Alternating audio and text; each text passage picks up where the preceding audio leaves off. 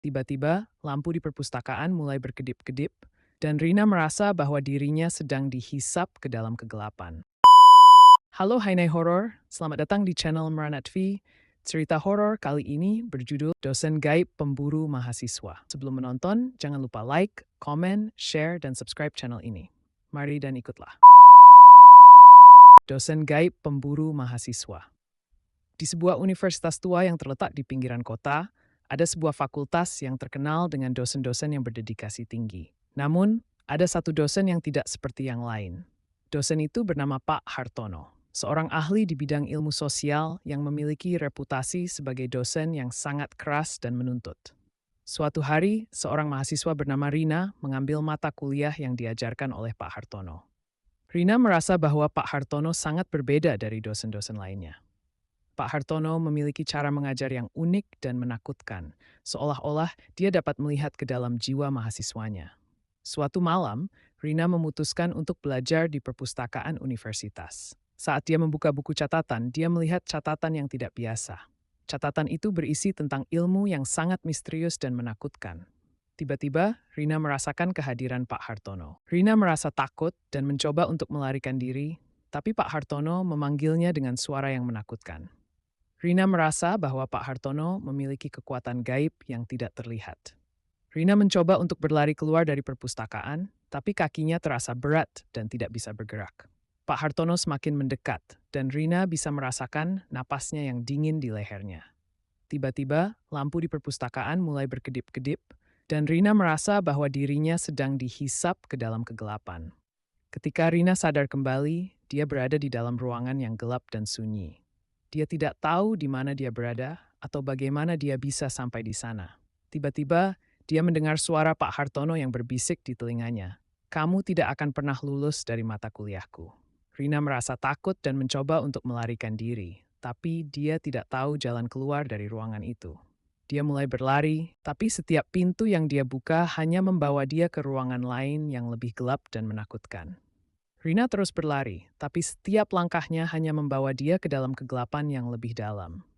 Dia mulai merasa bahwa dirinya sedang terjebak dalam labirin yang tidak ada habisnya.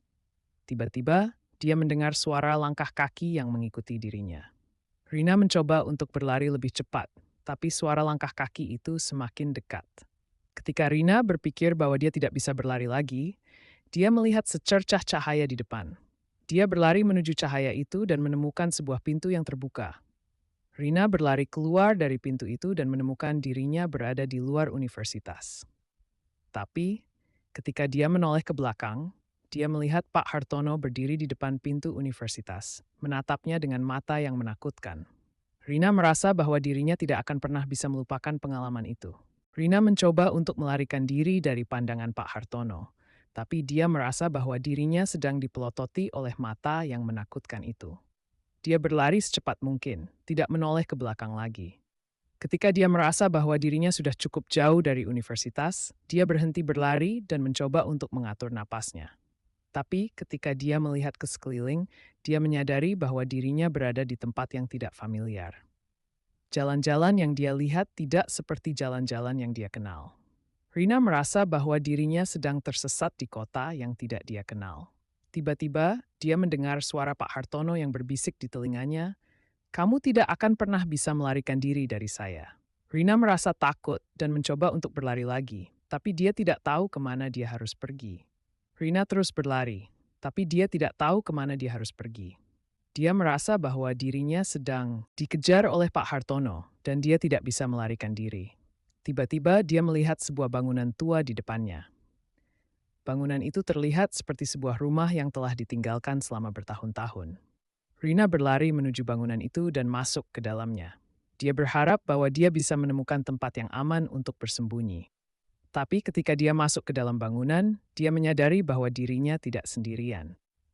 Tiba-tiba, lampu di bangunan itu menyala, dan Rina melihat bahwa dirinya berada di dalam ruangan yang penuh dengan foto-foto Pak Hartono. Dia merasa bahwa dirinya sedang terjebak dalam perangkap yang telah disiapkan oleh Pak Hartono. Ketika Rina mencoba untuk melarikan diri, dia mendengar suara Pak Hartono yang berbisik di telinganya. "Selamat datang di mata kuliahku yang sebenarnya."